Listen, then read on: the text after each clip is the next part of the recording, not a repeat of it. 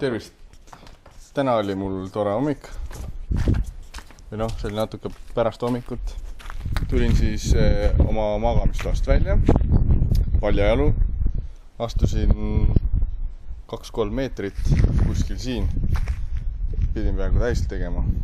Ehmusin ära. Ja mille pärast ma ehmusin, oli see, et leidsin väikse ussi. See on nüüd õnneks surnud. Aga jama on see, et see on suht vastsündinud uss. Ja mis tähendab seda, et siin lähedal on ussipesa. Mis võib vabalt olla ka treileri elamu all. Ehk siis treileri elamutel oleks väga ideaalne koht ussidele. Kahjuks ma ei suuda aru saada, mis uss see on.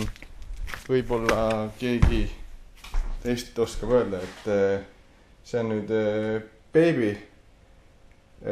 Ta kindlasti ei näe välja suurena samat värvi täpselt. Kui keegi oskab öelda, internetist järgi vaadata, siis öelge mulle ka, sest mina internetist ei saanud aru, mis uss see võib olla.